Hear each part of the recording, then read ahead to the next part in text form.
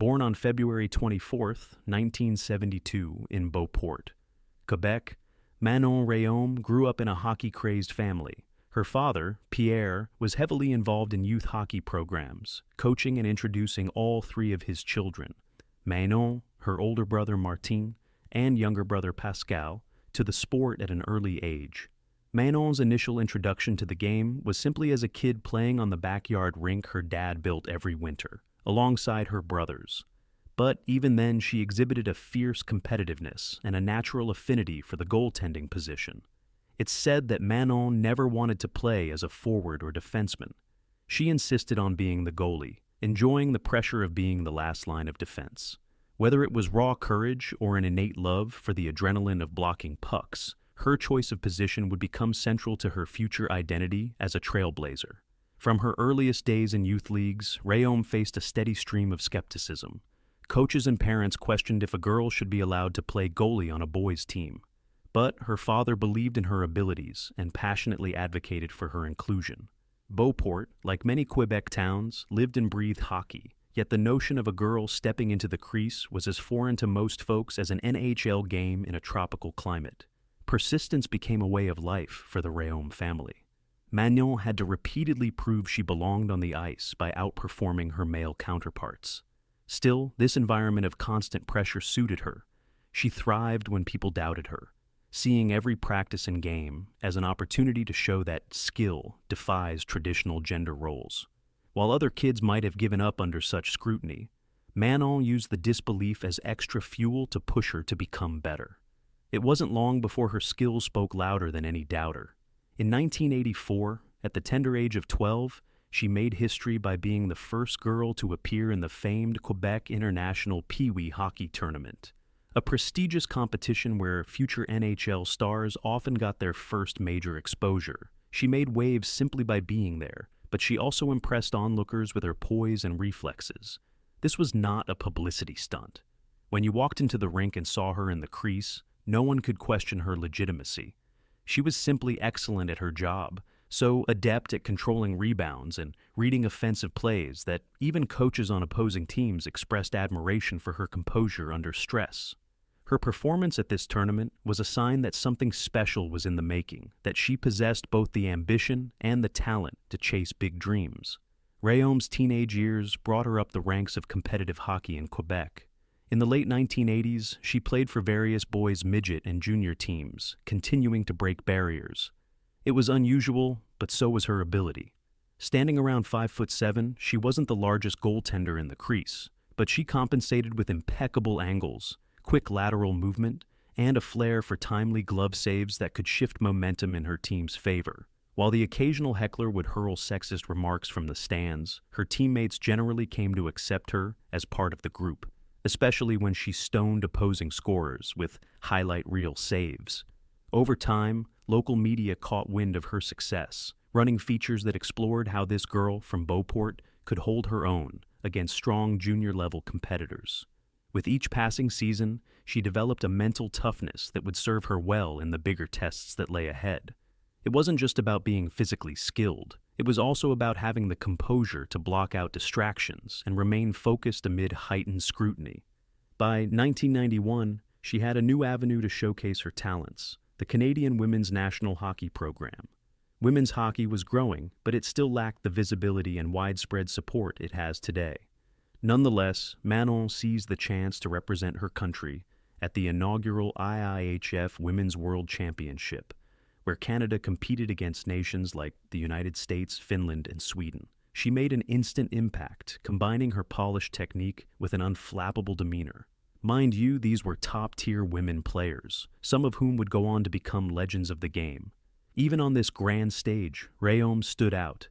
She earned accolades for her performance, helping Canada capture gold and proving that women's hockey held untapped potential for captivating audiences, if only it received the recognition it deserved. Back in North America, the early 1990s brought about a flurry of NHL expansion teams, including the Tampa Bay Lightning, who were gearing up for their inaugural season in 1992-93. The team was looking to build a fan base in a non-traditional market, sunny Florida, and they had to get creative with their marketing strategies. Phil Esposito, a Hockey Hall of Famer, was the driving force behind the Lightning, serving as the team's founder and general manager. Known for his flamboyant approach and willingness to take bold risks, Esposito wasn't one to shy away from making headlines.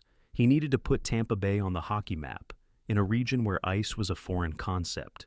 When he heard about Manon Rhéaume, he saw an opportunity to do something unprecedented, something that would generate intrigue while also tapping into her undeniable skill.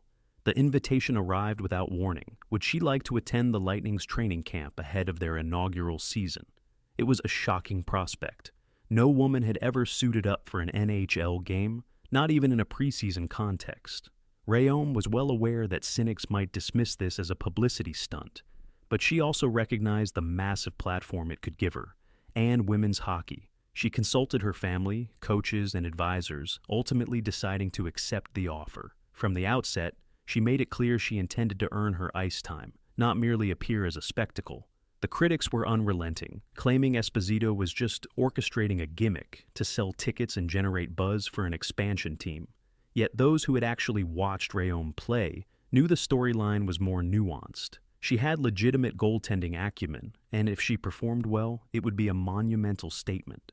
So, on that September day in 1992, the 20-year-old Rhéaume dressed for the Lightning's preseason tilt against the St. Louis Blues. It was an unthinkable moment. This petite French-Canadian woman stepping onto NHL ice amid towering men, some of whom had played for years in the world's most competitive league. Cameras flashed from every corner of the arena. Commentators tried to sound impartial, though the sense of history was palpable.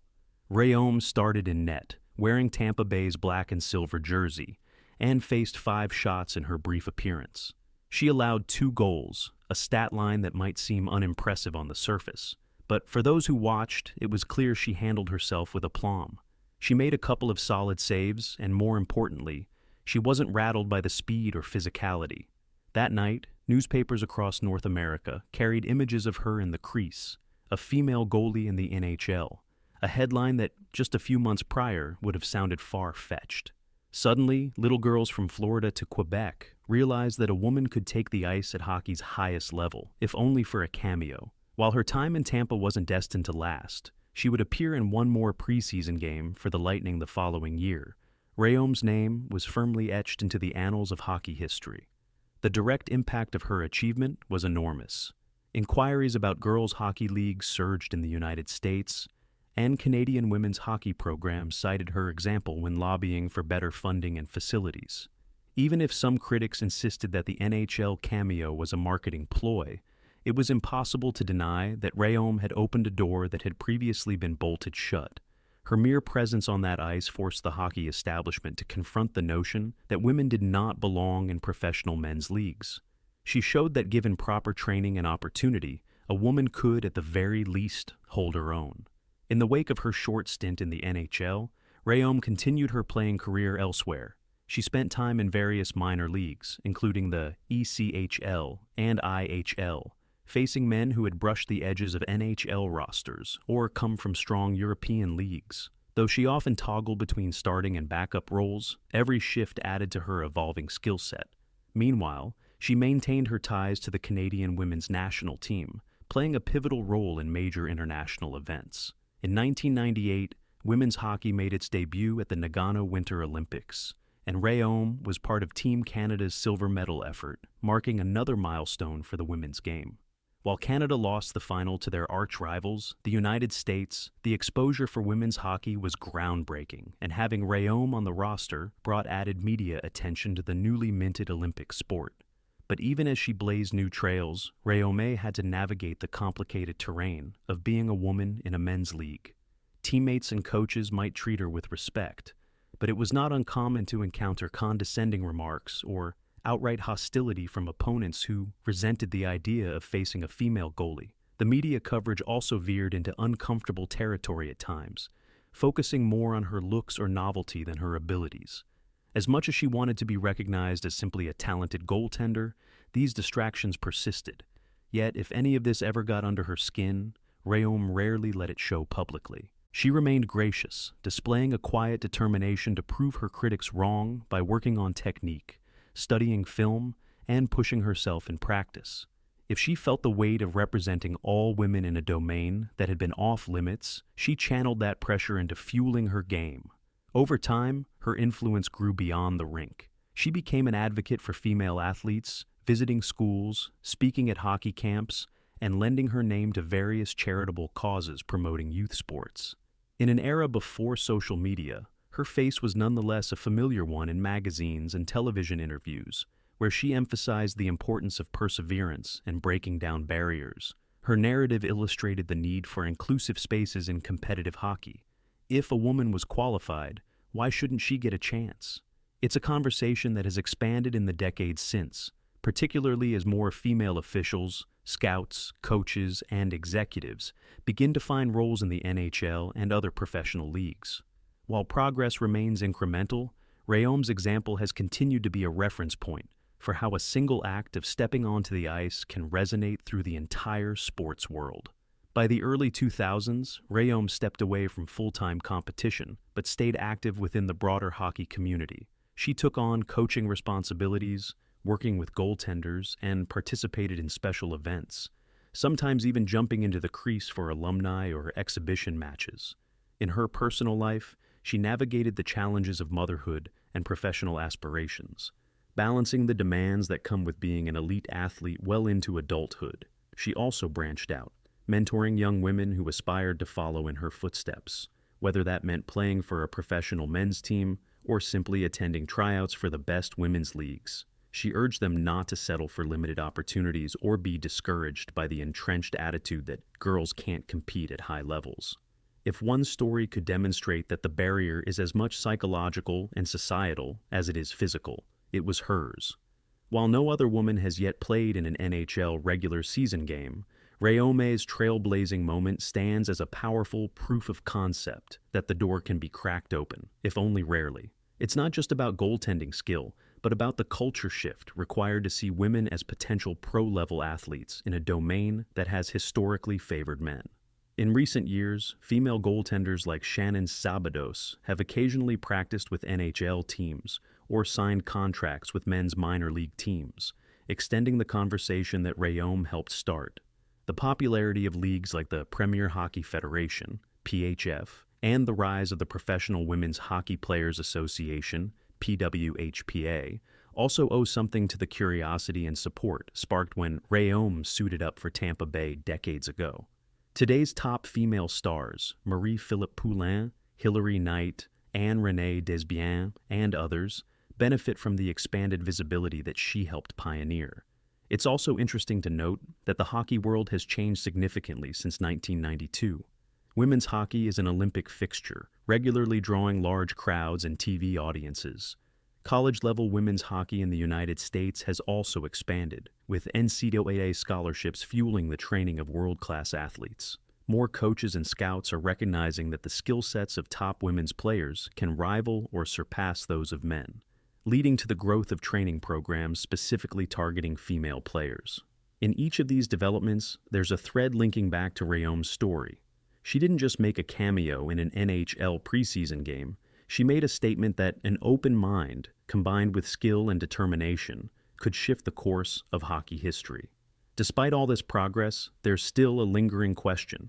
Will we ever see another woman follow in Rhéaume's footsteps and officially don an NHL jersey for a preseason or even a regular season game? Opinions vary. Some argue that physical disparities remain significant, especially for skaters who play more collision-heavy roles. Others believe that with continued evolution in training, coaching, and acceptance, it's inevitable that another female goaltender or exceptionally skilled skater will prove she can compete at the men's top professional level. If that day comes, Manon Rhéaume's name will undoubtedly be invoked as the one who planted the seed of possibility.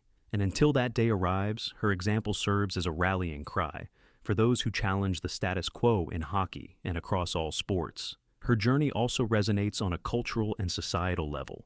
Rhéaume's presence forced viewers to wrestle with traditional gender norms and address the biases embedded in sports.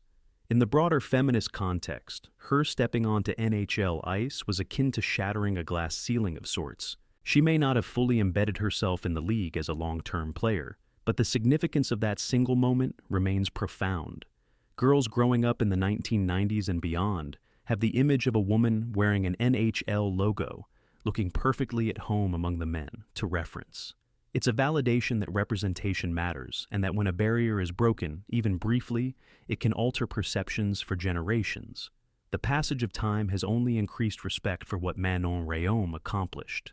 Critics who once dismissed her involvement as mere marketing hype have, in many cases, acknowledged that she was indeed a highly skilled goaltender who merited an opportunity. Phil Esposito, who initially brought her to Tampa Bay, has repeatedly reaffirmed that he saw legitimate potential in her, and that, yes, the publicity factor was beneficial, but it wasn't the sole reason he made that call.